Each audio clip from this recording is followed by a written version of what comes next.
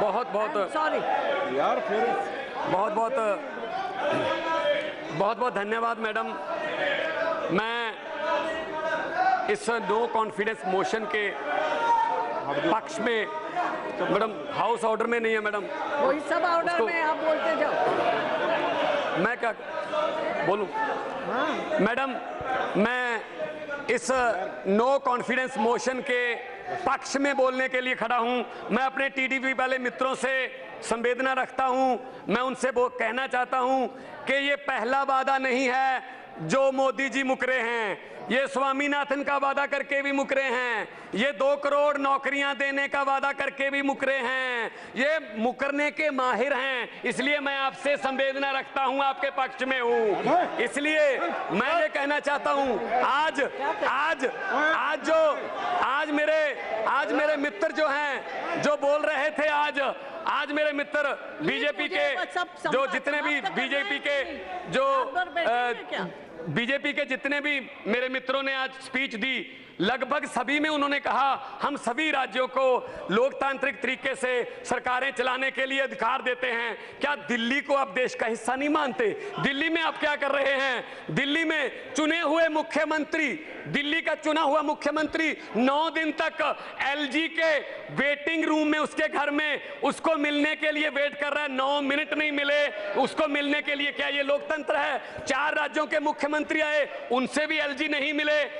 Madam speaker, जिस घर में एलजी रहते हैं उस घर में अंग्रेजों के जमाने में वायसराय रहते थे। शायद वायसराय की आत्मा एलजी में घुस गई है। क्या लाट साहब के डंडे से दिल्ली चलाओगे?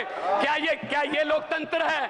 कि ये फेडरल स्ट्रक्चर के लिए बहुत बड़ा खतरा है। ये गोवा में भी ऐसे करते हैं, ये अरुणाचल प्रदेश में भी ऐसे करते हैं। मैडम, मैं आगे कहना चाहता हूं, प्रधानमंत्री जी जब किसी स्टेट में जाते हैं तो उस स्टेट की जो ट्रेडिशनल उसकी ड्रेस होती है वो उनको पहनाई जाती है। दुख से कहना पड़ रहा है कि पिछले दिनों प्रधानमंत्री जी पंजाब के दौरे पर गए, उनको पगड़ी पहनाई गई। 90% कुर्बानियां पंजाब देश को याद कराने के लिए पंजाबियों की हैं। दुख से कहना पड़ रहा है 90% जो कुर्बानियां देने वाले पंजाबी जिन्होंने देश आजाद कराया, उस आजाद देश का प्रधानमंत्री 90 सेकंड तक भी वो पगड़ी को अपने सर पे नहीं रखता। 5 सेकंड में उन्होंने पगड़ी फेंक दी। इससे पता चलता है कि माइनॉरिटीज की कितनी कदर है प्रधानमंत्री के दिल में। मैडम मैं ये कहना चाहता हूं, आज डिबेट किस बात पे चल रही है? बेरोजगारी पे तो कोई डिबेट ही नहीं चल रही। आज डिजिटल इंडिया पे तो बात ही नहीं कर रहा। आज डिबेट चल रही है हिंदू मुस्लिम पे। कोई भी टीवी लगा लो, हिंदू मुस्लिम। ये देश में जो ये विभाजन की जो राजनीति है, ये बहुत ही खतरनाक है। ये बहुत ही देश को बांटने वाली बात है। मैडम, पेट्रोल और डीजल के भाव कहां चले गए? क्या बोल के आई थी सरकार? बहुत हुई महंगाई की मार, अब की बार बीजेपी सरकार। लेकिन महंगाई की बात पूछो, आप सब्जियां खरीदने जाओ तो क्या हाल है? डॉलर की कीमत ऑल टाइम लो है, 70 रुपए तक चली गई है। ये कौन सी प्राप्ति है? बड़ी बड़ी प्राप्तियां गिना रहे थे। मैडम, आखिर में मैं एक छोटी सी कविता बोलकर बैठ जाऊंगा, कृपया घंटी मत बजाना, फिर डिस्टर्ब हो जाता है मैडम, प्लीज।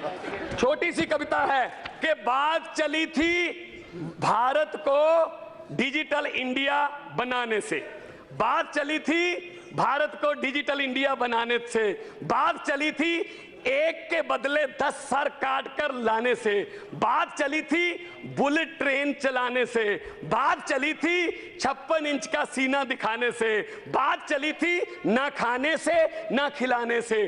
कहां गई वो 100 दिन में काले धन की बात?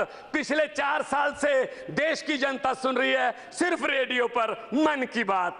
चौकीदार देख रहा है और लोग बैंकों को चूना लगाकर भगौड़े हो रहे हैं और लाखों पढ़े लिखे नौजवानों के सपने आंखों के सामने पकौड़े हो रहे हैं।